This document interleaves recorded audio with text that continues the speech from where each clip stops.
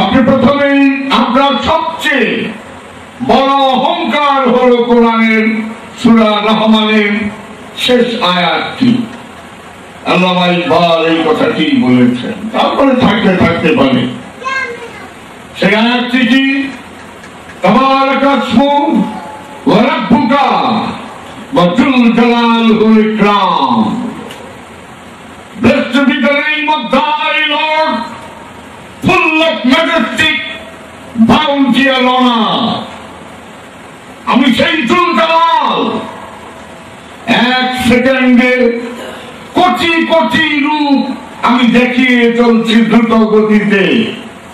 এই এক সেকেন্ডের মধ্যে কোটি কোটি যে রূপ আমি দেখাচ্ছি, সেই রূপ আর জীবনে কোনোদিন কোনো কালেও দেখানো হবে না। তাই আমি যুল Jalal, I'm exalted in light, লা মাওজুদা ইল্লাল্লাহ, কোন অস্তিত্বই নাই আমি ছাড়া, no existence but I, ওয়াহদাহু লা শারীকা লাহু। আমি এক, আমি স্বয়ম্ভু, আমার কোন শরীক নাই। রব্বুল মাশরিকি ওয়াল মাগরিবি লা ইলাহা ইল্লা হু ফাত্তাখিযু ওয়াকিলা। পূর্ব পশ্চিমের যেদিকেই তাকাও, আমি ছাড়া কিচ্ছু নাই। ফাত্তাখিযু, থাপা দিয়া ধরো, ওয়াকিলা, উকিল। এই যে উকিল শব্দটি আরবি। হাকিমের কাছে যাইতে হলে যেরকম উকিলের প্রয়োজন, আমি যে সব, তুমি তো দেখতে পাচ্ছ না, তুমি সবই দেখো, আমারই দেখো না। তাই বলছি, দেখতে চাও, ফাত্তাখিযু, থাপা দিয়া ধরো, ওয়াকিলা, উকিল ধরো। এই মুর্শিদ, এই মুর্শিদ আল্লাহ পাক। কিন্তু সম্মান জানু আপনার অবনত মস্তকে আমরা সবাই মানি, কিন্তু তারপরেও একটি প্রশ্ন থেকে যায়, সৌদি আরবের বাদশা যদি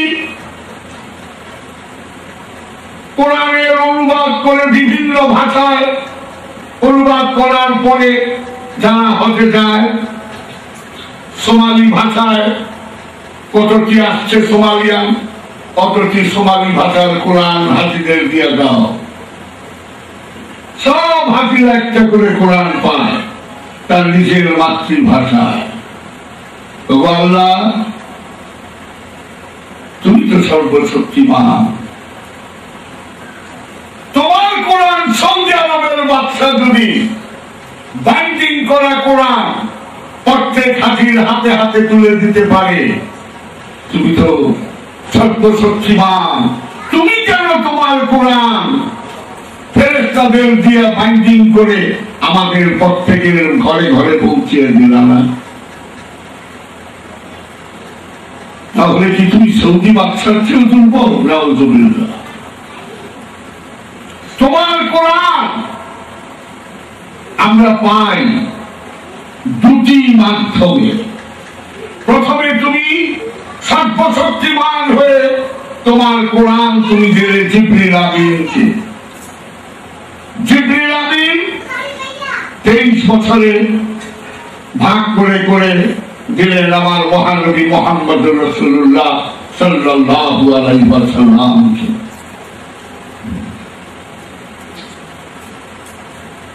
তোমার কালাম, তোমার কোরআন প্রথমে তুমি দাও জিবরিলকে, জিবরিল দেয় মহানবীকে। মহানবীর ঠোঁটে কেন তোমার কালাম পাবো? আর যদি মহানবীর ঠোঁটেই কালাম পায়, তাহলে তুমি সর্বশক্তিমান হইয়া দুইটা উঠিলা বা মাধ্যম গ্রহণ করলা। সর্বশক্তিমান হইয়া তুমি সর্বশক্তিমান হইয়া দুইটা মাধ্যম নিলা, দুইটা মিডিয়া গ্রহণ করলা। প্রথমে জিবরিল, তারপরে মহানবী, তারপরে আমরা মহানবীর ঠোঁটে কোরআন পাই। ইনজিল শরীফ, এটাও তো প্রথমে জিবরিল, তারপরে হযরত ঈসা আলাইহিস সালাম যাকে খ্রিস্টানরা যীশু খ্রিস্ট বলেন, তারই মাধ্যমে পায়। তারপরে জাবুর, প্রথমে জিবরিল, তারপরে দাউদ আলাইহিস সালাম, তারপরে দাউদের খোঁজে পায়। তাওরাত, প্রথমে জিবরিল, তারপরে মূসা, তারপরে মূসার খোঁজে পায়। তাহলে তোমার কালাম তুমি যখন বান্দাদের কাছে পাঠাও, তখন তুমি দুইটা উসিলা গ্রহণ করো, দুইটা মাধ্যম গ্রহণ করো। কেন গ্রহণ করলে? এটি বুঝিয়ে দিলে। কি বুঝাইলে? রব্বুল মাশরিকি ওয়াল মাগরিবি লা ইলাহা ইল্লাহু ফাত্তাখিযু ওয়াকিলা। পূর্ব পশ্চিমের যেদিকেই তাকাও না কেন, আমি ছাড়া কিচ্ছু নাই। এই রহস্য দেখতে চাও? ফাত্তাখিযু, চাপা দিয়া ধরো, ওয়াকিলা, উকিল ধরো। সুতরাং তুমি, তোমার তো বলা যাবে না তুমি দুই গুরু ধরছ, তুমি আল্লাহ, তোমার তো বলা যাবে না তুমি দুই তিন ধরছ, নাউযুবিল্লাহ।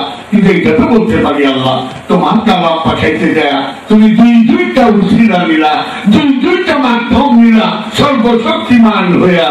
আর আমি ক্ষুদ্রাতি ক্ষুদ্র, আমাকে বললা একটা গুরু ধর, আর সেই গুরুই বাদ। গুরু ছাড়া সম্ভবপর নয়।